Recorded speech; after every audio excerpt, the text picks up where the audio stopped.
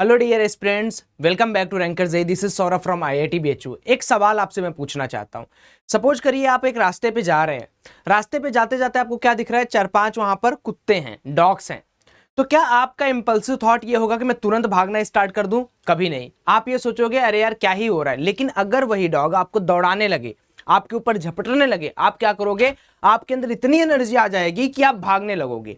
आज वही समय है, या तो तुम बदल लो अपने आप को, या तो जिंदगी भर के लिए एक रिग्रेट अपने दिमाग में डाल रखो। क्यों मैं ये बात क्यों कह रहा हूं? देखिए ये जो 2 महीने है ना, ये 2 साल से ज्यादा इंपॉर्टेंस रखता है।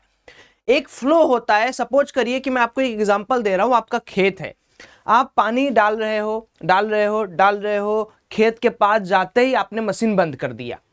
तो क्या वो जो पानी, इतनी मेहनत आपने किया, इतना देर आपने वेट किया, और लास्ट में जब उसको पानी खेत में जाने वाला था, आपने वहीं पर मशीन स्टॉप कर दिया? कभी भी आप याद रखो कि जब तक आप इंपल्सिव बिहेवियर नहीं दिखाओगे, आपका रैंक नहीं आएगा। तो ये जो 2 महीने हैं, इसमें या तो आप दिवाली के जश्न मना लो, 3-4 दिन खूब मस्ती कर लो, 5-6 दिन खूब मस्ती कर लो, फिर पढ़ाई करने बैठो, या अभी से लगे रहो। क्योंकि ठंडी का मौसम आ रहा है यार, आलस से बहुत ज्यादा आएगा। और अगर आपको लगता है कि सौरभ भाई मैं ये 2 महीने को 2 साल से बड़ा करके दिखाऊंगा, तो एक बार कमेंट में ये चैलेंज एक्सेप्ट करना। मैं चाहता हूं हर एक बच्चा यार जो थोड़ा सा भी सीरियस है जेईई मेन प्रिपरेशन के लिए, वो मेरे इन 4 स्ट्रेटजीज को सुन ले।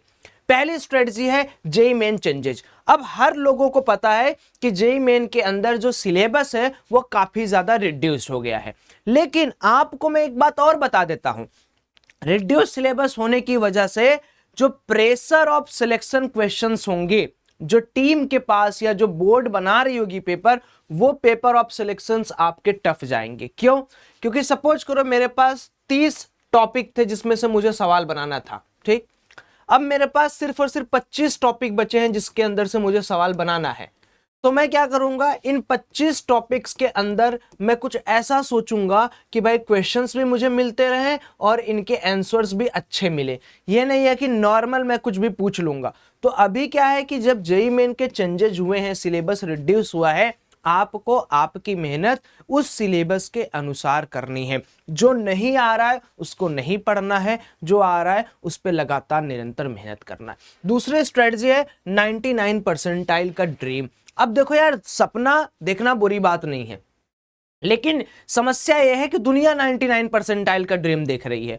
आप देख रहे हो, आपके साथ वाला बाजू वाला लड़का भी देख रहा है, जो नहीं पढ़ रहा है वो भी इच्छा अनुसार सोच रहा है कि काश मेरा 99 परसेंटाइल आ जाए। लेकिन दोस्तों, इस 99 परसेंटाइल का ड्रीम देखने के लिए आपको कम से कम 210 प्लस मार्क्स तो लाने पड़ेंगे। ऑन एन एवरेज की मैं बात कर रहा हूं। अब 210 प्लस नंबर लाने के लिए आपके पास 2 महीने बचे हुए हैं, और इन 2 महीनों में आपको फिजिक्स, केमिस्ट्री, मैथ के आपको फॉर्मूले भी याद होने चाहिए, आपकी प्रैक्टिस भी होनी चाहिए, आपको कॉन्सेप्ट भी क्लियर होने चाहिए, आपका रिवीजन भी होना चाहिए, और आपका PYQs भी लगना चाहिए। तो सोच के देखो, क्या आपके पास 1 मिनट भी मस्ती करने के लिए है? मुझे पता है यार, बहुत सारे बच्चे सोच रहे हैं यार बहुत टाइम है, निकल जाएगा, पेपर इजी आ जाएगा, काम हो जाएगा। ऐसा मैजिक नहीं होगा। अगर आप एक एवरेज बच्चे भी हैं और आपने क्या किया कि भैया अपना 2 मेन स्ट्रॉन्ग चैप्टर, वो सब्जेक्ट उठा लिया कि भैया फिजिक्स और केमिस्ट्री मेरा स्ट्रांग है और मैथ जो है थोड़ा सा वीक है, मैथ के अंदर मैं क्या करता हूं, कुछ सिलेक्टेड 10 से 12 चैप्टर कर लेता हूं, तब भी आपका काम यहां जेईई मेन में बनते हुए दिखाई दे रहा है। और एक बात मेरी सारे बच्चे गांठ बांध लें, जो एनालिसिस में आपको देने जा रहा हूं, जो बात बोलने जा रहा हूं, वो 100% सही है। पहले अटेम्प्ट में जिसने अच्छा बाजी मारा वही अच्छी रैंक बनेगी उसकी। क्यों? पहले अटेम्प्ट में दुनिया के पास दिक्कत है दोस्तों, दुनिया के पास एक्सक्यूज है, मैं पढ़ा नहीं था, सिलेबस कोचिंग में नहीं हुआ था, ये नहीं हुआ था, वो नहीं हुआ था। सेकंड अटेम्प्ट में दुनिया तैयार होके आएगी, आपके सारे कंपिटेटिव बच्चे तैयारी करके आएंगे। तो सोच के देखो कि अगर आपने ये ड्रीम किया है तो इसको अचीव कैसे करोगे। उसके लिए आज से आपको मेहनत करनी पड़ेगी। मैंने क्या बोला? फॉर्मूला याद रहे, रिवीजन रहे, प्रॉब्लम प्रैक्टिस रहे, कॉन्सेप्ट क्लियरिटी रहे, PYQs कर लो, या 5 एलिमेंट कर लो, सब खत्म। उसके बाद है इंपल्सिव बिहेवियर। इंपल्सिव बिहेवियर का मतलब क्या है कि इस समय आपका मन कर रहा होगा शॉर्टकट आइडेंटिफाई करने का, एक रात में कैसे पूरा सिलेबस कर ले। शॉर्टकट आइडेंटिफाई मत करो, इंपल्सिव बिहेवियर मत दिखाओ, थॉट प्रोसेस को ओरिएंटेड रखो। अच्छा करना है तो इंपल्स अपने अंदर जो जनरेट होना चाहिए वो होना चाहिए कि कैसे इस 2 महीने को मैं 2 साल से ज्यादा करूं। अगर 2 साल मैंने छोटे छोटे मेहनत की, इस 2 महीने में ऐसा मेहनत करूंगा कि मैं अपने आप का बेस्ट निकालूंगा। उसके बाद है रोल ऑफ आरओएस। अब आरओएस एक ऐसा एलिमेंट है जो मुझे लगता है बहुत सारे बच्चे अपनी पढ़ाई में करते नहीं है। आरओएस का मतलब होता है रिजल्ट ओरिएंटेड स्टडी।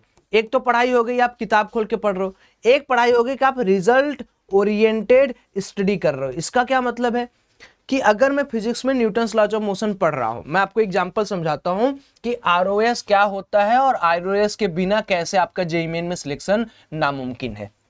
देखिए एग्जांपल के तौर पे सपोज करिए मैं एक बच्चा हूं, एक बच्चे मान लो आप हो, 2 लोगों का एग्जांपल लेते हैं यहां पर। एक बच्चा क्या करता है, फिजिक्स में न्यूटन्स लॉज ऑफ मोशन उठाता है, ठीक है। अब इस न्यूटन्स लॉज ऑफ मोशन में उसने क्या किया है, क्लास किया, ठीक है, चाहे वो ऑफलाइन कोचिंग था चाहे वो ऑनलाइन कोचिंग था, उसने क्लास किया, नोट्स बनाए, जब तक टीचर पढ़ा रहा था बढ़िया से उसने डीपीपी सॉल्व किया है, उसको फॉर्मूला भी याद है, ठीक है। ये एक एग्जांपल। अब ये तो पढ़ाई इसने किया, और क्या ये जो सेकंड वाला बच्चा है इसने क्या कोई कोचिंग नहीं ज्वाइन की होगी? बिल्कुल ज्वाइन की होगी। क्या इसने नोट्स नहीं बनाए होंगे? बिल्कुल बनाए होंगे। क्या इसने डीपीपी नहीं सॉल्व किया? किए होंगे। क्या इसने फॉर्मूला नहीं सॉल्व किया? किया होगा। अब इन दोनों बच्चों में आपको क्या लगता है कि जेईई मेन में सिलेक्शन कौन पाएगा?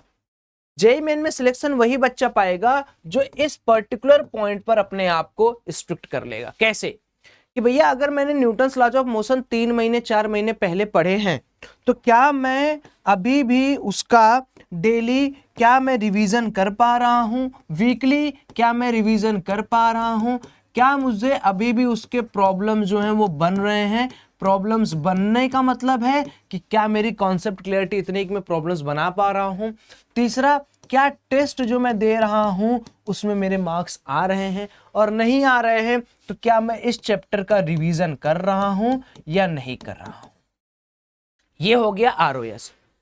आप कितना भी पढ़ लो, आप कितना भी कर लो, जब तक आपको पुराना का रिवीजन, जब तक पुराने का फॉर्मूला, जब तक पुराने का स्वाद नहीं पता है, आप कुछ नहीं। और ये बच्चा जेईई मेन में सिलेक्शन क्यों नहीं पाएगा?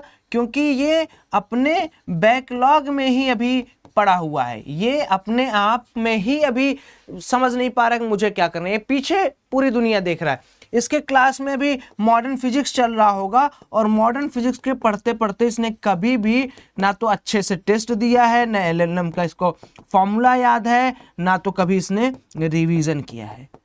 तो key to success in JEE Main कि आपकी पढ़ाई रिजल्ट ओरिएंटेड होनी चाहिए, आपकी पढ़ाई आरओएस के साथ होनी चाहिए। अगर आपने ये सारे पॉइंट्स नोट कर लिए हैं, मुझे कमेंट में आपको ये बताना है कि यस सौरभ भैया मैं चैलेंज करता हूं कि इस बार मेरा ये ड्रीम कॉलेज में लेके दिखाऊंगा। धन्यवाद।